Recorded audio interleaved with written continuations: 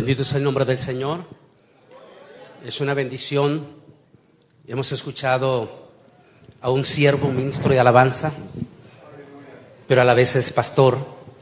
Nadie mejor que un cantante que es pastor para ministrar en la alabanza por el ministerio que él tiene.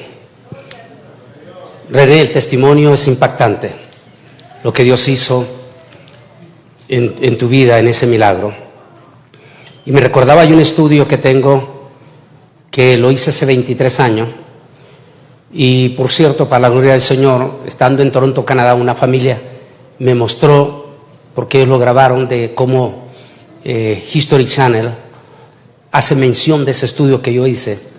En ese estudio estoy hablando 1 minuto después de la muerte, y estoy hablando de un médico científico que él mostró de los 467 casos que él vio, testimonio de personas que salieron de su cuerpo en aquel momento, y me recordaba eso.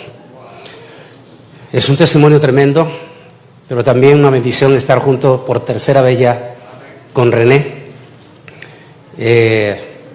Lindo la administración, como Dios lo usa, sobre todo en ese tema que vamos a tocar ahora. Despierta, despierta, porque definitivamente después de esta pandemia el mundo no va a ser igual. De aquí vamos de viaje, definitivamente de aquí vamos de viaje. Eso no hay marcha atrás. Me gustó las palabras que dijo, fíjate René, porque no es cristiano, el cofundador de Google. En una entrevista en CNN él dijo, en esta pandemia el nuevo orden mundial no va a perder tiempo. Dijo así esa palabra. Él no va a perder tiempo. El mundo, dijo, nunca más volverá a ser igual. Y así es. Eso quiere decir que Cristo viene pronto. Vamos rápidamente con la palabra del Señor. Y aquí, 1 Tesalonicenses capítulo 4, versículo 15 al 17. Vamos a leer la palabra del Señor en el nombre del Padre, del Hijo y del Espíritu Santo.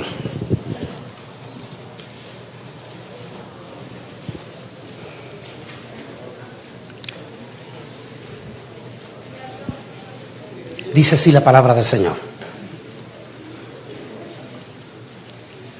Por lo cual os decimos esto en palabra del Señor, que nosotros que vivimos, que habremos quedado hasta la venida del Señor, no precederemos a los que durmieron, porque el Señor mismo, con voz de mando, con voz de arcángel y con trompeta de Dios, descenderá del cielo. Y los muertos en Cristo resucitarán primero. Luego nosotros, los que vivimos, los que hayamos quedado, seremos arrebatados juntamente con ellos en las nubes para recibir al Señor en el aire. Y así estaremos con el Señor. Nótese que menciona 2 palabras. Uno, en las nubes. Jesús no va a llegar a las nubes. Él llega a la segunda parte que menciona, el aire. En griego es esparaos, segundo cielo. Entonces, ¿por qué Pablo menciona las nubes antes de que se sienten? Porque hoy en día nos damos cuenta, sobre todo este famosísimo tejano multimillonario y dueño de Amazon, que está haciendo los viajes al espacio. Recuerde que para pasar al otro lado de las nubes necesitamos cuerpos especiales. Es por eso que los astronautas necesitan ese cuerpo especial. Mire que es extraordinario, y con todo respeto que lo ustedes hacen. Hace unas semanas, no sé yo, un mes tal vez así, en esa semana estaba mi niña conmigo. Allí recibí una llamada de uno de mis amigos y allí compartí ese gozo con mi niña, y era de parte me estaban diciendo que el grupo de científicos de National Geographic y History Channel habían tomado la decisión de que en los próximos, y que ya comenzaron en la parte en inglés, hacer referencia de mi nombre como escatólogo de los tiempos finales.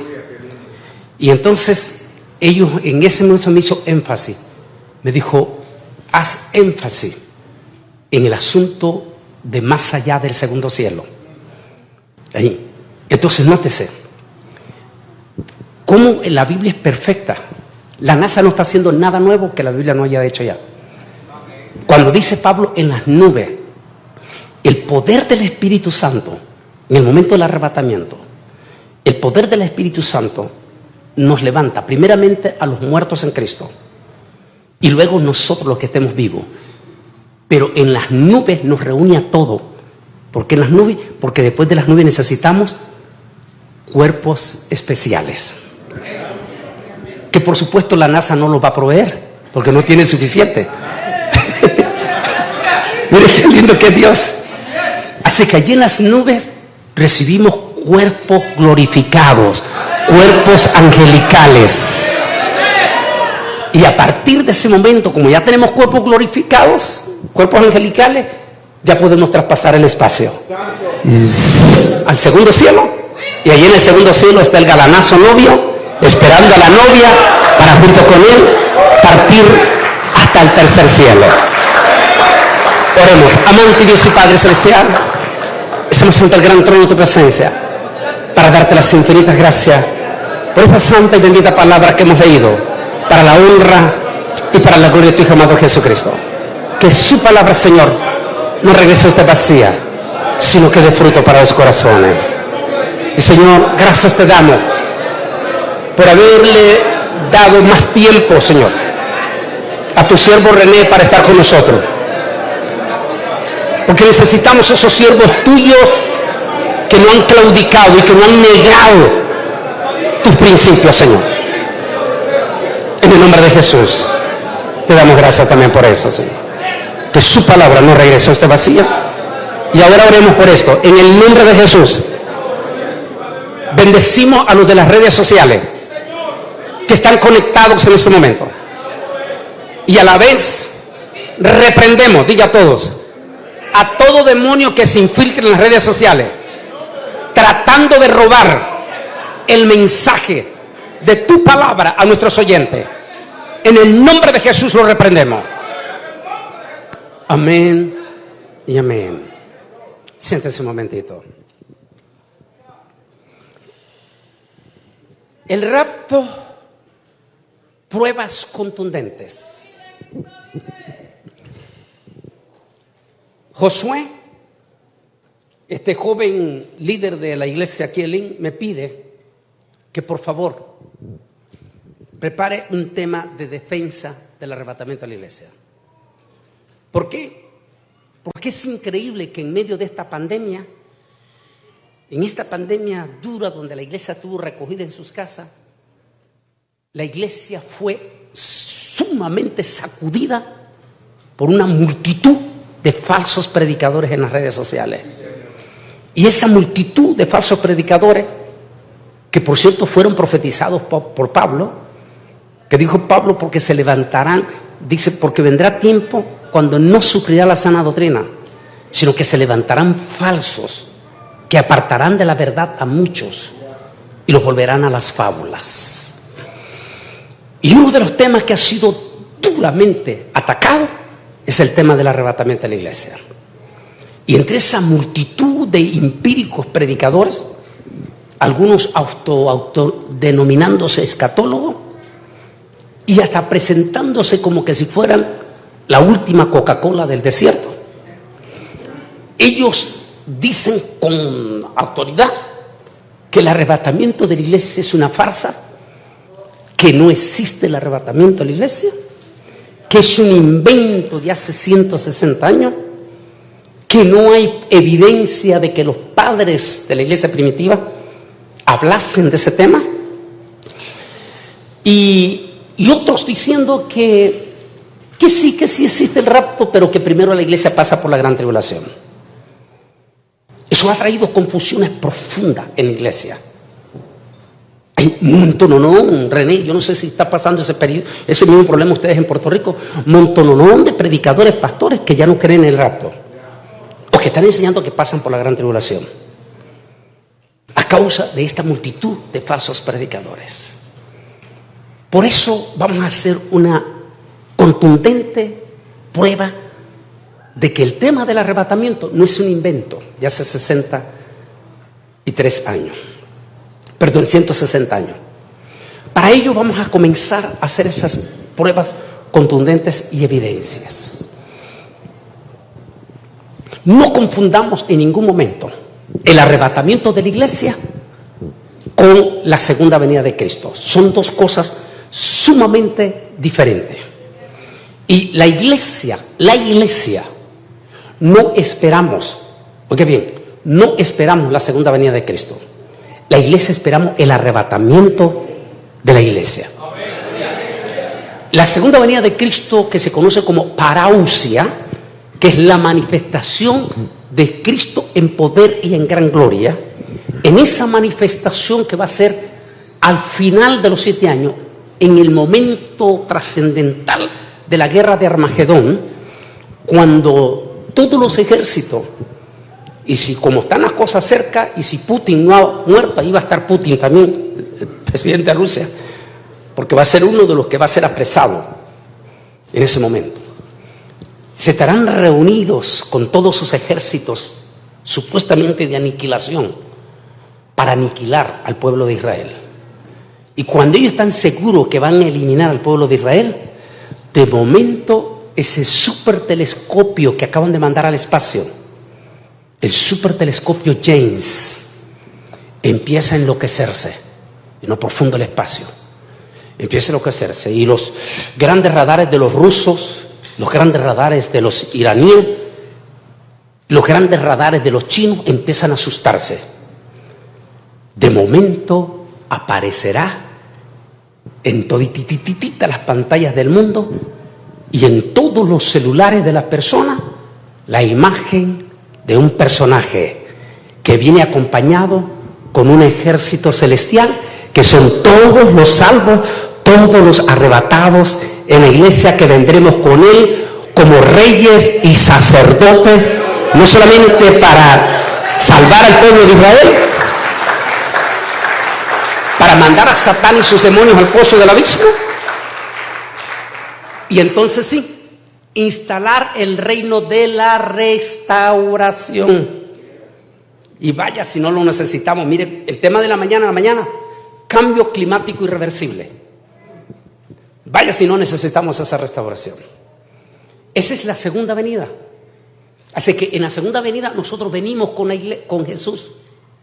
En el arrebatamiento nosotros vamos con Jesús. Por eso son dos casos muy diferentes. ¿Ok? Entremos entonces en este acontecimiento. Soñemos en esa imagen. Soñemos en esa imagen. Ese momento que Pablo dice, en un momento y en un abrir y cerrar de ojo, cuando suene esa final trompeta. Los detractores dicen, es que no encontramos en Mateo, ni en Lucas, ni en Marcos el tema del arrebatamiento. Mi respuesta es sencilla, nunca lo van a encontrar. Porque el tema del arrebatamiento no fue revelado, sino hasta 20 y resto años después de la resurrección de Jesús. Y fue revelado al apóstol San Pablo, mientras escribía la carta, 2 cartas simultáneas, una para los Éfesos y otra para los Corintios. Cuando Pablo está redactando esas 2 cartas, recibe ese chispazo del Espíritu Santo y escribe, he aquí les digo un misterio. ¿Por qué misterio? La palabra que se traduce es algo que nunca había sido revelado. Y allí habla de este momento del arrebatamiento. Que sí hay ciertos pasajes que dan luz en Mateo, en Lucas, en Marcos y más específicamente en Juan, claro que los hay. Pero pónganse usted en los zapatos de Mateo y los zapatos del mismo Lucas y de Juan. Pónganse en los zapatos de ellos. Ellos eran judíos. Y como judíos ellos nunca estuvieron esperando ni sabían qué significaba rapto. Ellos esperaban el reino. la instalación del reino en la tierra. Así es que cuando el Señor le dice en la Santa Cena, no se turbe vuestro corazón, creéis en Dios, creéis también en mí. En la casa de mi Padre muchas moradas hay. Voy pues a preparar lugar para vosotros, y si me fuere, volveré otra vez. Y nótese la palabra que utiliza, y los arrebataré a mí mismo. Yo me imagino que todos ellos como judíos se quedaron viendo, ¿qué estará diciendo? Porque en ese momento no lo entendían. Y así pasaron 20 años, hasta que el apóstol Pablo, un rabino judío, empieza a escribir el misterio del arrebatamiento de la iglesia. Y va a ser a partir de aquel año 62 cuando la iglesia empieza a hablar del tema del arrebatamiento de la iglesia. Va a ser hasta en ese año. Pero hay múltiples de pruebas que vamos a hacer evidencia de estos momentos. Poco antes del fin del mundo, Cristo retornará en el aire y se llevará con él a todas las personas vivas y muertas que hayan confiado en Cristo como su Salvador. Estos serán los creyentes a los cuales el apóstol Pablo se refiere en la primera carta a los Corintios, cuando les dice: los muertos en Cristo resucitarán primero, y luego nosotros, los que vivimos, los que hayamos quedado, seremos arrebatados juntamente con ellos en las nubes para recibir al Señor en el aire. El rapto sucederá en un abrir y cerrar de ojo. En este evento, los muertos que hayan creído resucitarán primero, seguidos en un instante de tiempo por los cristianos que aún estemos vivos en ese momento. En esta pandemia salieron muchas confusiones, como ya dijimos. Y hace, no sé si fue el año pasado, me llama un pastor y me dice: hermano Bolaños, queremos que haga un tema en sus redes sociales, porque está saliendo en todas las redes sociales ciertos predicadores diciendo que todos aquellos cristianos que se cremaron no van a resucitar por haberse cremado. Y entonces muchos evangélicos empezaron a escribir que estaban asustados por sus parientes y todo. Y entonces saqué el tema que se llama la cremación.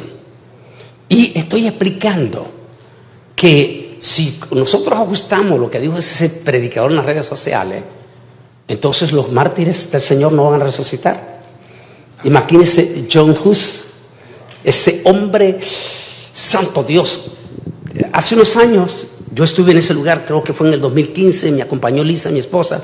Estuvimos allí en Constanza, Alemania, donde fue quemado John Hus, ese tremendo predicador que dice la historia, entre todas las historias, dicen que cuando John Hus estaba predicando, dice que los inconversos empezaban a pegar gritos en plena predicación y decían: John,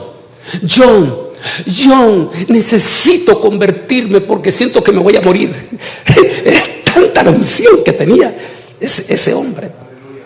Y fue quemado y sus cenizas fueron esparcidos.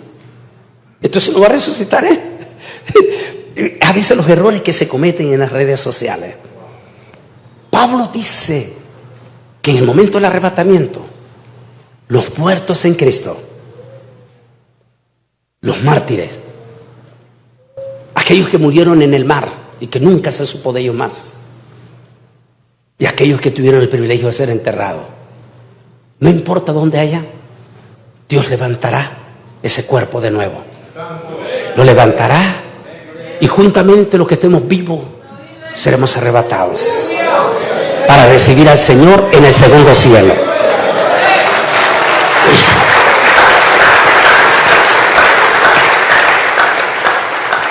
El verbo arpazo, nótese bien, arpazo, y eso es muy importante, los pastores, pastor René, porque es pastor también. El verbo arpazo, que es la crítica que estos hacen, estos elementos de las redes sociales, sobre todo algunos movimientos sectarios, y que algunos evangélicos en una forma tan ingenua están siendo engaratusados, tan ingenua por estos movimientos, que algunos son movimientos sectarios que apenas nacieron hace un poquito más de 100 años aquí en Estados Unidos.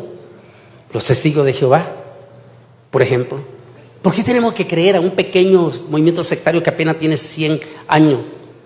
Y vamos a desbaratar las palabras de los grandes hombres de hace siglos atrás en todo esto. Y ellos niegan toda esta cosa, pero aquí es irrebatible. Dice, el verbo arpazo aparece 13 veces en el Nuevo Testamento. 13 veces. Leemos que el Espíritu arrebató a Felipe cerca de Gaza y lo trasladó a Cesarea.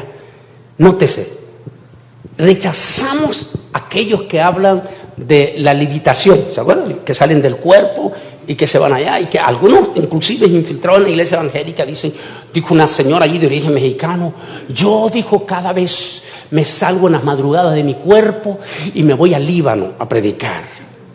Cuidado, eso se llama levitación. Y los evangélicos no practicamos la levitación porque eso es brujería y no necesitamos de la brujería. Nosotros tenemos el poder del Espíritu Santo. Así es que lo que pasó con Felipe no fue levitación. Lo que pasó con Felipe fue real. La Biblia dice que Felipe fue arrebatado, cuerpo y alma. Fue arrebatado y apareció en el carruaje. Eso nos da una idea cómo va a ser el arrebatamiento. Apareció en el carruaje del eunuco, ¿recuerda? Ese es el primer caso contundente de arrebatamiento, de arpazo. Pablo dice que fue arrebatado al paraíso, donde tuvo experiencias inefables. Cuando Pablo vivió esa experiencia y que fue llevado hasta el tercer cielo, la experiencia que Pablo pasó fue tan grande. Y mire qué lindo. René lo acaba de compartir. Es parecido a lo que tú viste, algo cerca, tocaste la mano. Eso te deja marcado por el resto de tu vida. A tal manera que estoy 100% seguro que tú ya no tienes el más mínimo temor de morirte. Porque eso es lo que le pasó a Pablo.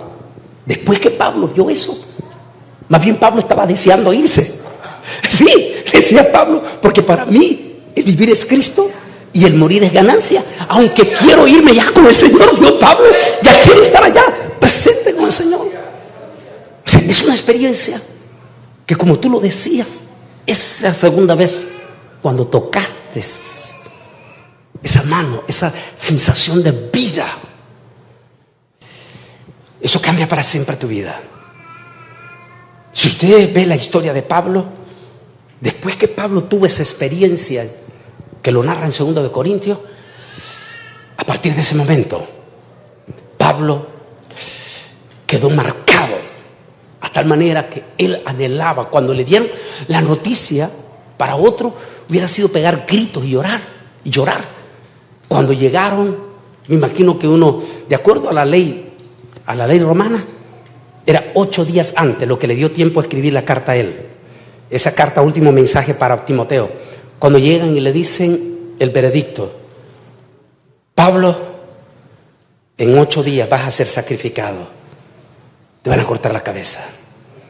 Y Pablo, con gozo y alegría, escribe: he peleado la batalla, he acabado mi carrera, por lo demás una corona de vida y de justicia me aguarda, y no solamente a mí, dijo, sino también a todos aquellos que aman y esperan su venida. Qué lindo, ¿no? A todos.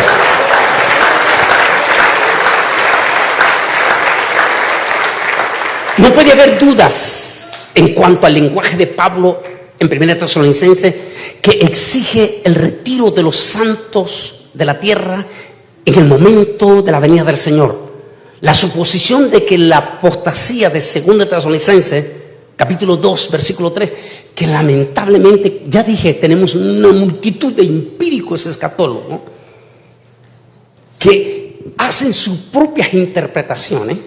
Entonces ellos dicen, de acuerdo a Tesalonicenses capítulo 3, Jesús no puede venir con la iglesia hasta después que se haya manifestado el hombre de pecado, el anticristo, y hacen una serie de conjeturas Y es lo que se llama, ellos pierden el hilo de la escatología. El problema es que la inmensa mayoría, con todo respeto, lo explico en profundidad en el libro Este Camino, Israel al filo de la profecía. El asunto es que se les olvida a los escatólogos, a los que quieren ser supuestos escatólogos, que la escatología no se puede agarrar como el abecedario desde la A hasta la Z. No, así no funciona la escatología. Por eso es que es difícil interpretar Apocalipsis, porque Juan está viendo múltiples de escenarios simultáneos.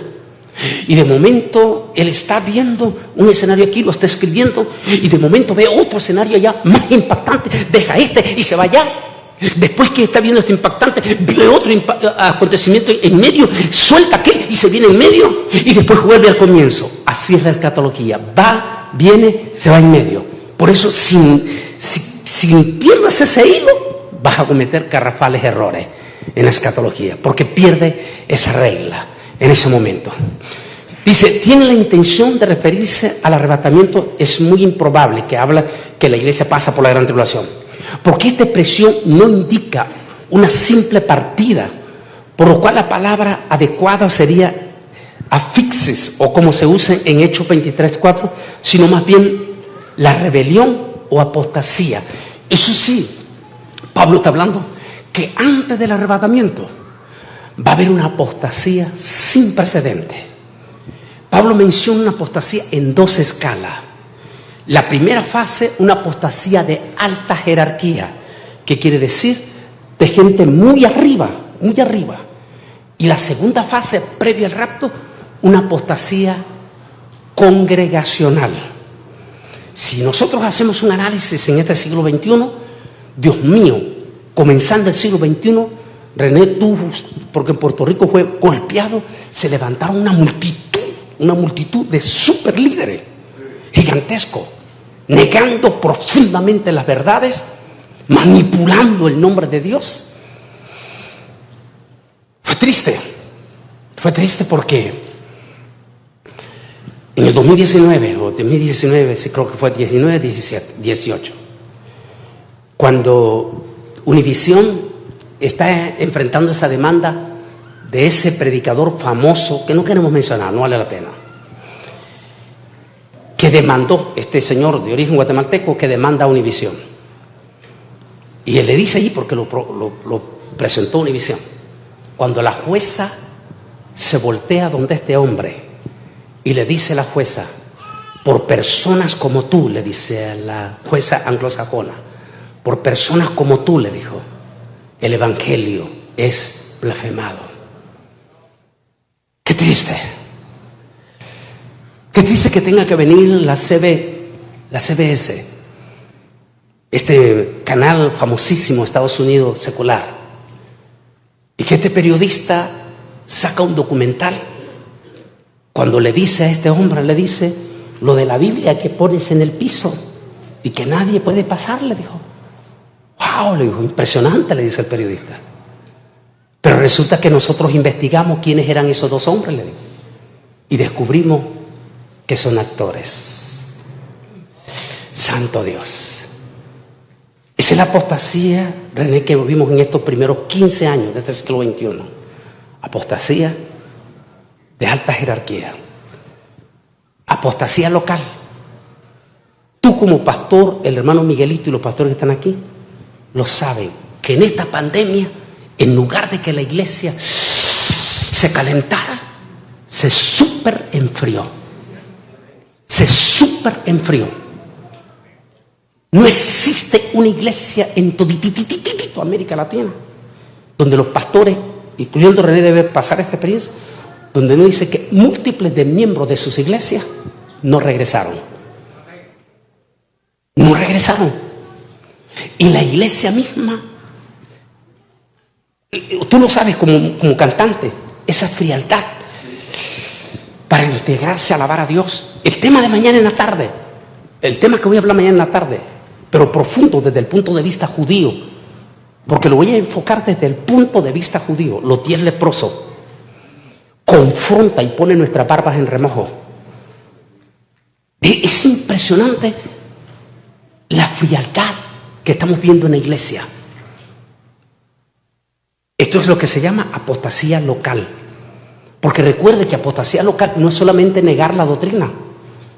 Perdón, apostasía. Apostasía también es dejar de amar al Señor que como lo amabas al principio. Por ejemplo, en un tema que aquí lo toco, pero tengo un estudio que es exclusivo para líderes. Se llama el estudio de las 7 iglesias.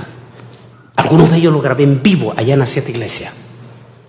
En ese estudio menciono que una de las cosas sorprendentes, pero sorprendente de la palabra del Señor es que esa apostasía viene no solamente de negar la doctrina, sino en lo que Dios le dice a la iglesia de Éfeso. La iglesia de Éfeso era una iglesia, ¿cómo podemos decir? Galanaza. Una iglesia que se había dado el privilegiazo de que su fundador había sido nada menos y nada más que el propio apóstol San Pablo, todo un señor teólogo. Después tuvo otro pastor famosísimo, nada menos y nada más que Timoteo, el joven predicador más famoso del siglo XX. Y después la iglesia de Éfeso tuvo el súper privilegiazo de haber tenido como pastor nada menos y nada más que al gran apóstol del amor, a Juan. ¡Wow! Su iglesia tuvo un privilegio tremendo. También fue una iglesia extraordinariamente misionera. Todas las iglesias alrededor del Asia Menor salieron de la iglesia de Éfeso. Pero cuando el Señor se dirige a la iglesia de Éfeso, le dice una palabra muy dura. Primero elogia su doctrina, elogia su obra misionera, pero luego le dice, pero tengo algo contra ti, que has perdido tu primer amor. Por tanto le dice, vuélvete a tu primer amor o tendré que quitar tu candelabro. ¡Aleluya! Significa el Espíritu Santo. Quitaré el Espíritu Santo de ti. Así que apostasía no solamente es cuestión de doctrina. Y por favor, en las redes sociales no confundan la palabra doctrina con legalismo. Son dos cosas diferentes. Nada tiene que ver el legalismo con la doctrina. Porque esa es la otra grandísima confusión, René, tú lo sabes. Porque viene de una de las islas donde el legalismo fue terrible. El legalismo no tiene nada que ver con la doctrina. O sea, no confunda doctrina con legalismo. El asunto es que no es solamente negar la doctrina, apostasía es cuando tú dejas de amar al Señor, que como lo amabas aquella vez que te entregaste llorando. Como vimos anoche, el niño jovencito, uno de esos jovencitos vino al final aquí a hablar conmigo. Ese primer amor, ese deseo que cuando vienes a la iglesia vienes con ganas, que sientes deseo de llorar. Y como vas a ver en el culto de la tarde de los 10, de eso lo que significa la palabra todá. Mañana vamos a dar todo el significado profundo de la palabra todá en hebreo. Cuando vienes a la iglesia, alabas a Dios, levanta tu mano, llora, grito. Ese es el primer amor. Ese primer amor no debes de soltarlo.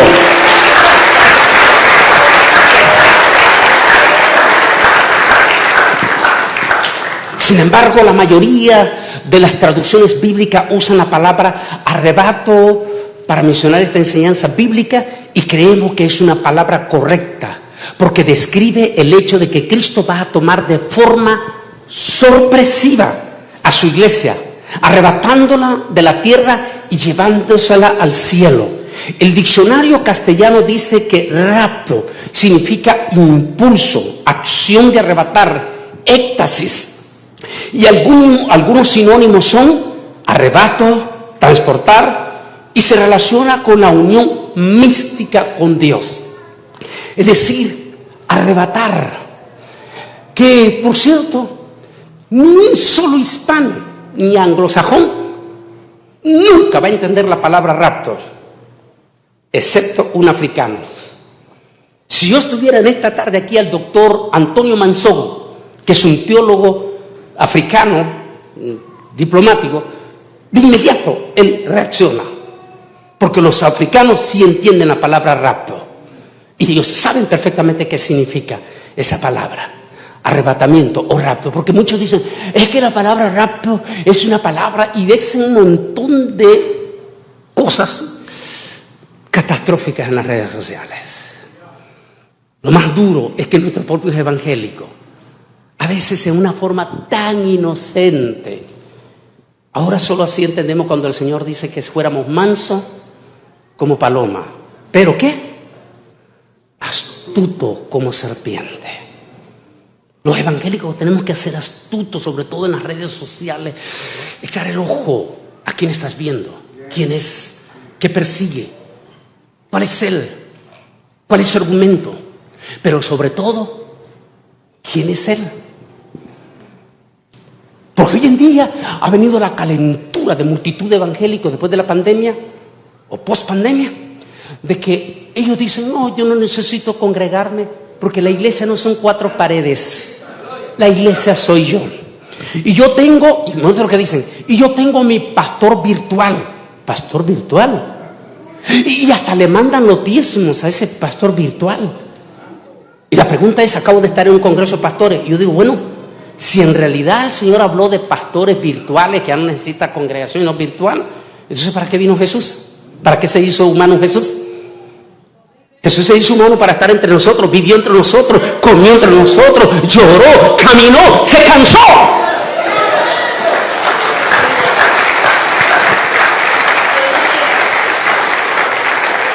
Pero tenemos, que mi pastor virtual. ¿Pastor virtual? ¿Lo conoces tú? Porque muchísimos están siendo sacudidos evangélicos. Hay un pastor, perdón, no es pastor ni nada, porque después salió a la luz, español, ha roto récord, pero récord, el tipo, multitud de evangélicos siguen a este hombre español. Y claro, los tipos agarran lo que saben que les va a agradar, pero entre todo meten su cosa. Entonces, el tipo, entre todas las cosas, y él habla lo que sabe que a los evangélicos les va a gustar.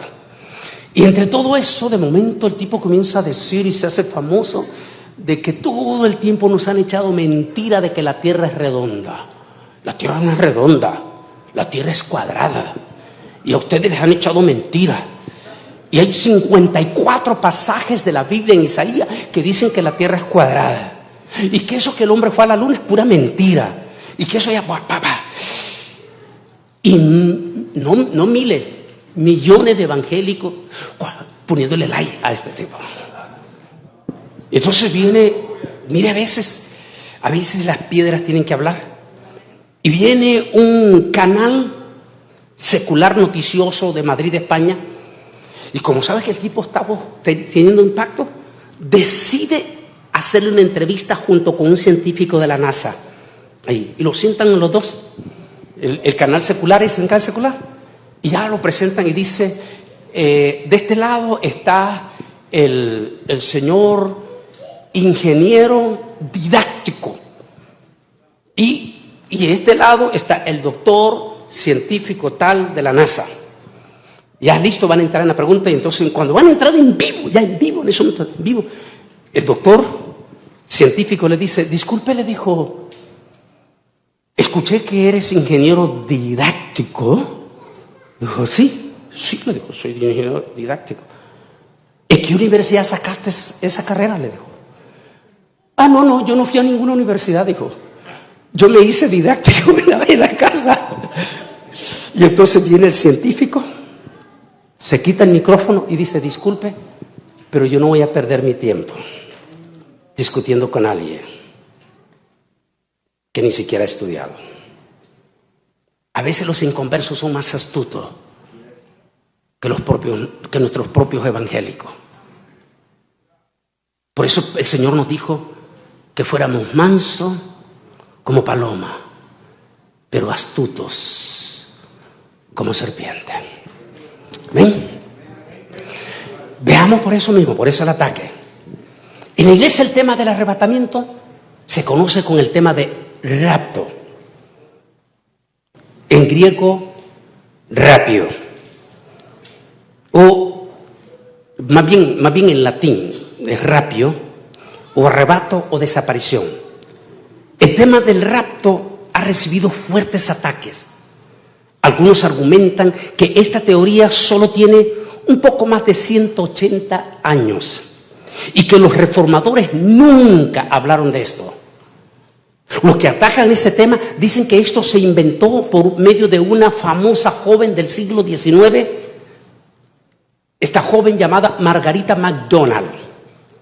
Según esta joven recibió una visión y el predicador John Derby la popularizó, según los que atacan el tema del arrebatamiento. O sea, que en el siglo XIX una jovencita tuvo un sueño y allí apareció la palabra rapto o arrebatamiento. Y que entonces el famoso predicador Derby, que era su pastor, la popularizó y a partir de su momento la iglesia evangélica empezó a hablar del rapto. Miren qué interesante. Esto es una gran mentira, porque el famoso predicador Emmanuel Lacunza, Ben Israel, del año 1812, porque recuerden que lo de Derby fue 1824, o sea, 12 años antes que Derby, el predicador Lacunza ya estaba hablando del tema del arrebatamiento de la iglesia. Dice sobre el tema, también el gran Edward Irving, un ícono para nosotros, para nuestra nación Estados Unidos de América, uno de los grandes íconos, uno de los grandes hombres que pasaron allí por Chicago, el famosísimo Irving, habló en que el año 1916 ya hablaba abiertamente del rapto de la iglesia, arrebatamiento. Sin embargo, muchos siglos antes, los padres de la iglesia ya hablaban del rapto pretribulación. Tal es el caso del propio Efraín el Siriaco. El rapto pretribulación. Es decir, que la iglesia no pasa por la gran tribulación. Efraín el Siriaco, ¿quién es este hombre? Documento que aquí doy la evidencia. Esta porción es parte de todo un texto que no había sido dado a conocer anteriormente y permanecía sin traducir. Fue recién traducido por el profesor Cameron Rhodes del Seminario Teológico de Tyler por petición del célebre conferencista y prolífico actor, o sea, un prolífico es un actor de múltiples de libros, Grant R. Jeffrey. Por tanto, es una revelación novedosa que nos demuestra que ya al poco inicio del inicio de la iglesia, la enseñanza del arrebatamiento anterior a la tribulación ya era un hecho. Efraín de Nisbis, conocido también como Efraín el Sirio, fue uno de los principales teólogos de la iglesia primitiva, iglesia oriental bizantina, por aquellos que atacan, era un cura. No perteneció a la iglesia del Vaticano. Era un predicador de la iglesia bizantina en aquel momento. Este predicador, y cuando todavía no se había dado este asunto, dice, nació en la antigua provincia romana de Siria, cerca de la actual Edesa, o sea, Turquía. Fue un prolífico, es decir, escritor de muchos libros, y entre otras cosas escribió lo siguiente, dijo así: porque todos los santos y elegidos de Dios están reunidos antes de la tribulación que ha de venir y serán llevados al Señor antes que vean la confusión que llenará el mundo, es decir, la gran confusión. Si este gran hombre en el año 306 y el año 373, este gran escritor teólogo de la iglesia primitiva, estaba hablando del arrebatamiento de la iglesia pretribulación, o sea que la iglesia no pasa por la gran tribulación. En el prólogo, este es otro, yo creo que no hay un teólogo, me refiero a todos los teólogos del siglo XX para acá, no hay un solo teólogo que no citemos a Francisco de la Cueva, conocido como el más grande teólogo del siglo XX. Ese impresionante hombre, ese hombre quien dijo las siguientes palabras una vez, dijo: fui amilenialista. ¿Qué es amilenialista? Los que creen que la iglesia va a ser arrebatada hasta después del rapto. Dijo, fui un amilenialista como buen teólogo católico que era, hasta que el pastor y predicador Elvis Carballosa me demostró lo contrario, dijo. Desde entonces, dijo, soy premilenialista. Doctor Francisco de la Cueva, el más grande teólogo de los europeos, murió en 1999. Veamos a ver aquí. En el prólogo que Francisco de la Cueva, en el libro Daniel y el reino mesiánico, de Elvis L. Carballosa, confirma, o Elvis Carballosa, dentro de unas normas correctas de hermenéutica bíblica, decía este teólogo que da con el Señor, la posición premilenial, oye bien lo que decía, dispensacional y pretribulacionista, me parece, dijo, la única sólidamente sostenible, por la sencilla razón de ser la única que todos los pasajes proféticos de la Biblia encajan perfectamente como las piezas de un grandioso rompecabezas. El hecho de que la inmensa mayoría de los rabinos convertidos, no estamos hablando de una calentura que se ha levantado, sobre todo post pandemia, de un montón de supuestos rabinos mesiánicos. No estoy en contra de los verdaderos rabinos judíos mesiánicos, porque los verdaderos judíos mesiánicos no niegan el arrebatamiento. Estamos hablando de algunos que son testigos o adventistas y que se disfrazan ahora como mesiánicos. No estamos hablando de eso. Lo que está hablando aquí Elvis Carballosa, son prominentes rabinos que existieron a lo largo de 2000 años, prominentes teólogos. Hay unos que, como escatólogo, recuerda también que mi doctorado es en filosofía. Desde niño súper amé la filosofía. Y todos los que somos filósofos, hay un hombre a quien nosotros no podemos olvidar. Su nombre es Isaac Newton. Ese gran judío que le llamaban el escatólogo de la Edad Media. Ese tremendo a quien se le llama como el padre de la relatividad. Isaac Newton era premilenialista. Que hasta hoy en día, cuando uno va a la Universidad Hebrea de Jerusalén, en la gran pared de los célebres hombres en la Universidad Hebrea de Jerusalén, allí está el nombre de Isaac Newton. El mismo judaísmo hasta hoy en día lo reconoce. Pero déjeme terminar, dice, el hecho de que la inmensa mayoría de los rabinos convertidos estén a favor de la posición premilenialista y dispensacionalista, nótese, ha sido quizás, dice Francisco de la Cueva, un ingrediente decisivo, oigan lo que él dice, decisivo en mi actual toma de posición respecto a la escatología.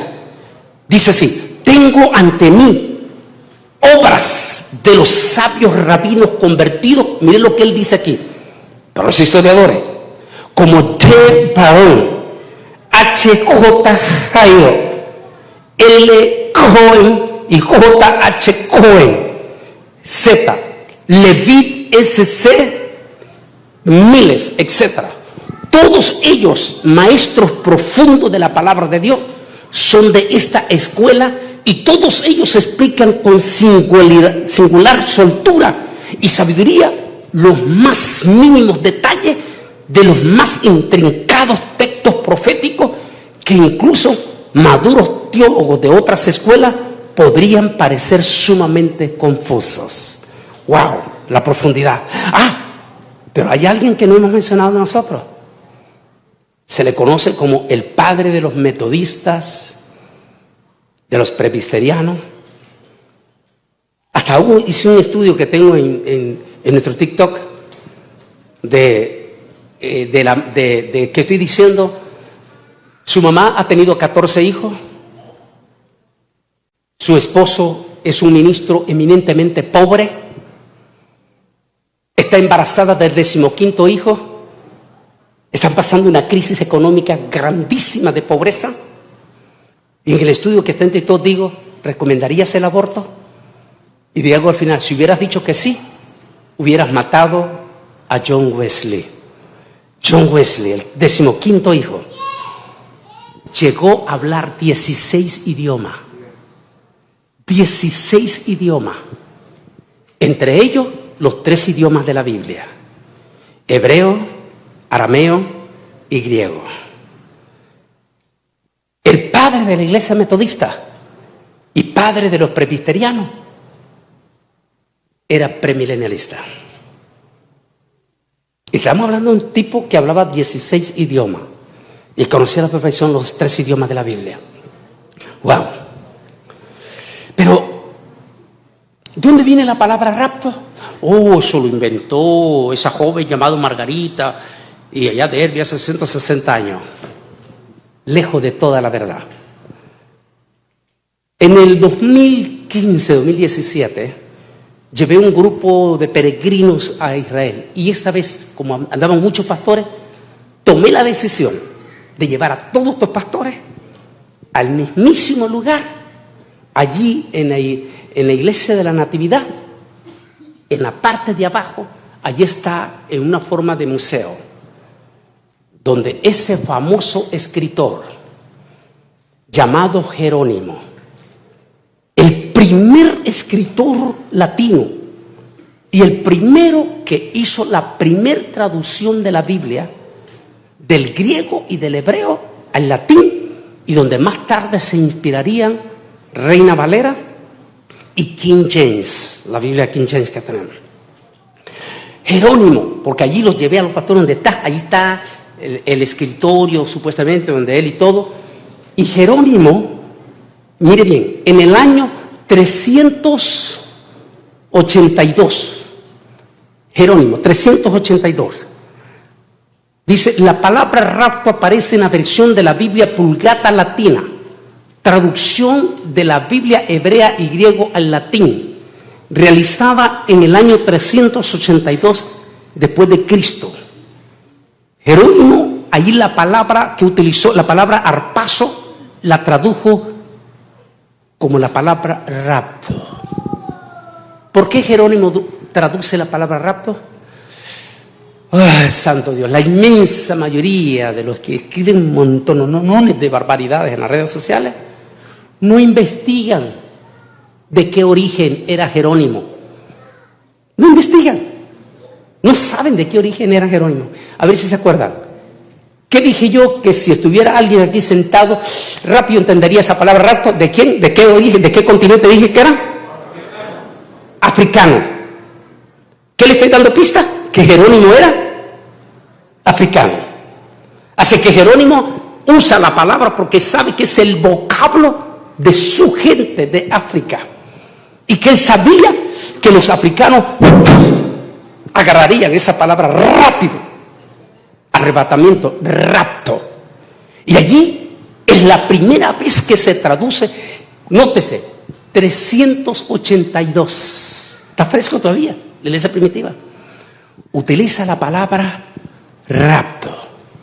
La palabra gustó tantísimo entre los latinos, o sea, Italia, el idioma que se habla latín, y después español, y después en el inglés, gustó tantísimo, que a partir de los siguientes siglos esa palabra se popularizó entre los evangélicos.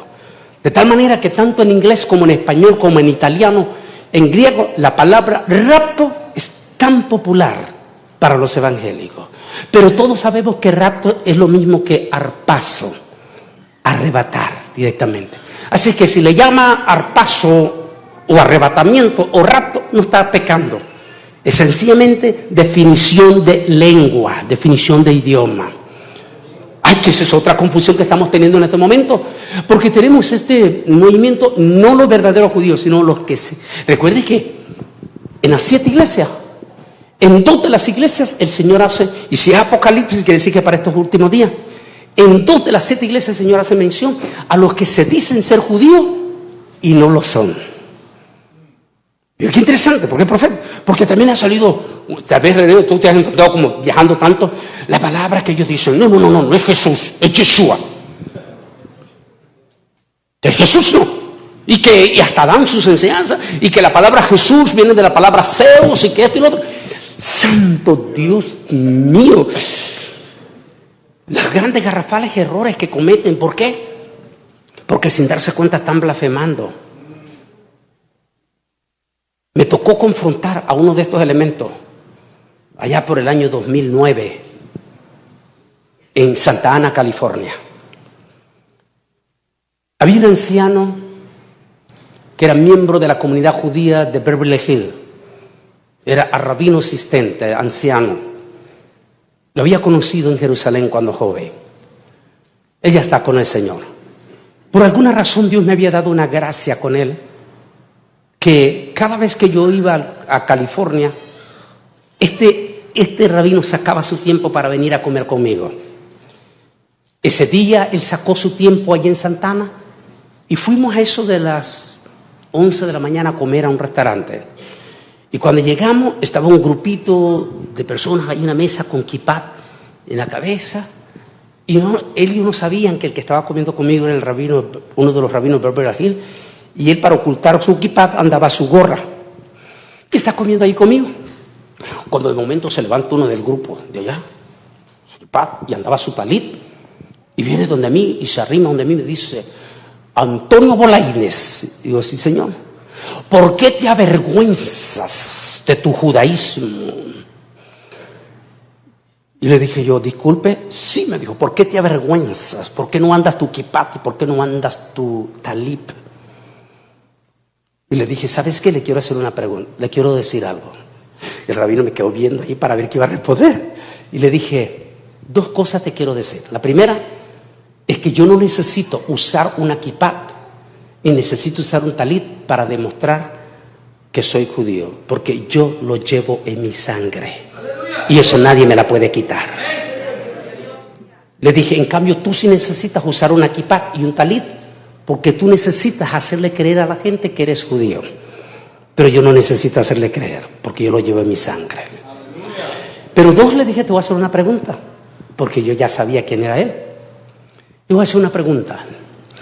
Tú fuiste pastor evangélico por 15, 17 años.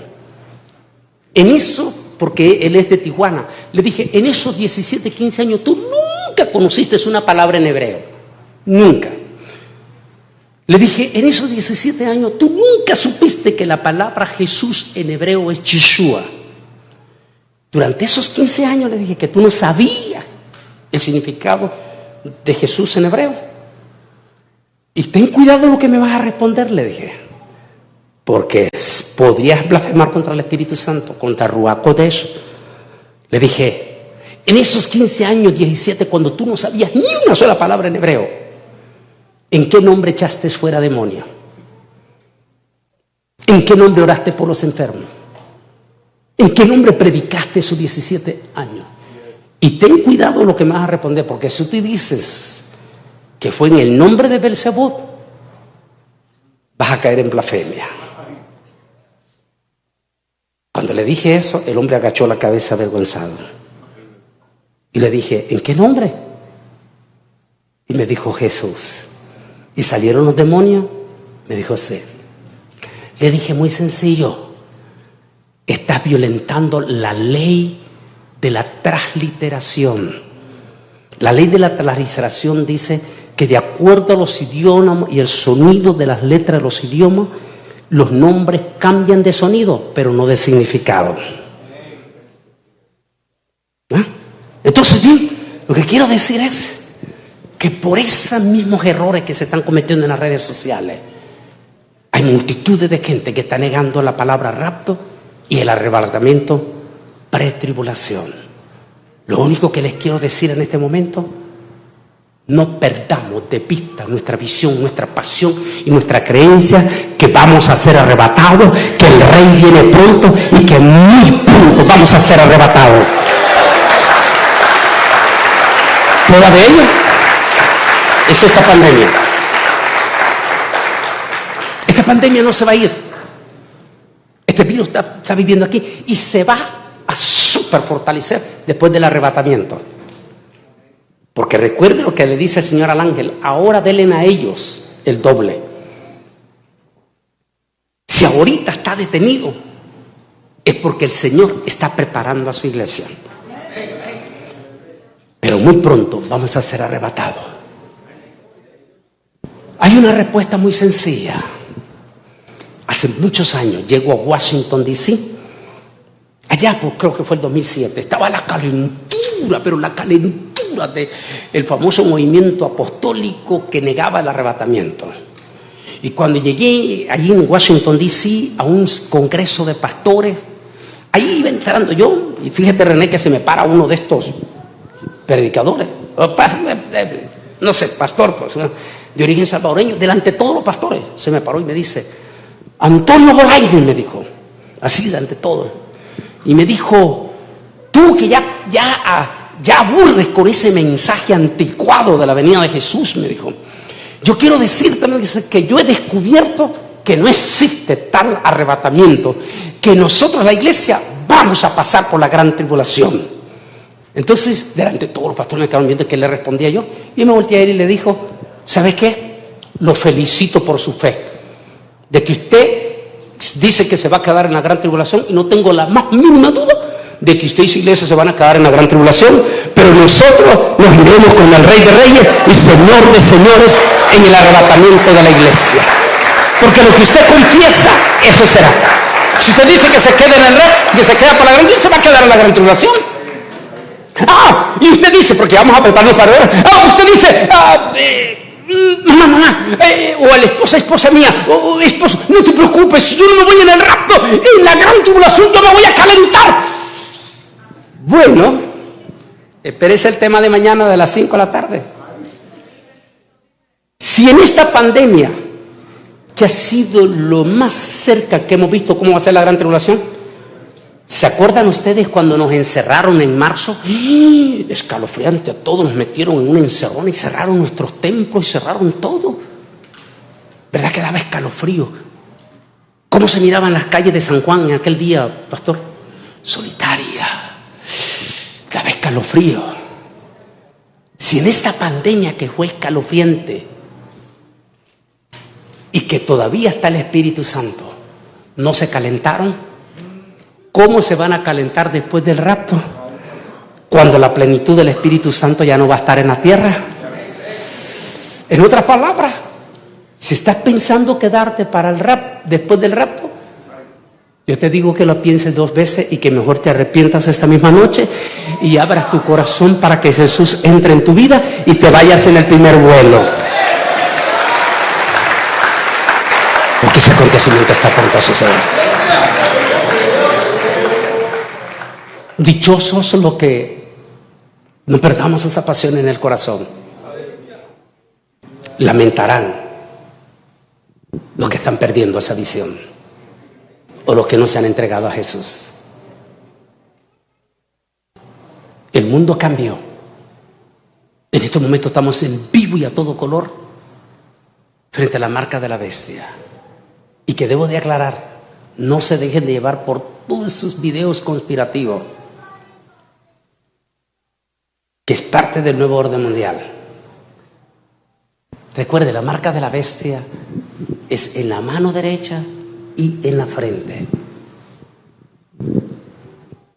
En otra palabra, prepara tu corazón, pero también habla de corazón a corazón con tus hijos, con tu familia, porque si no ganas a tu familia, la vas a perder. Voy a pedir que incline a tu rostro, todos sin excepción.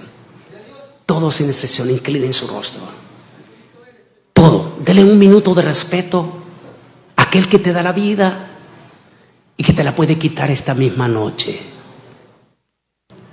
Yo voy a pedir a ustedes que le digan de corazón a corazón al Señor: Señor, dame un corazón sensible. Dígaselo con su propia palabra. Dame un corazón sensible para poder detectar el momento que estamos viviendo. Y que mi familia y yo nos podamos ir en el rapto.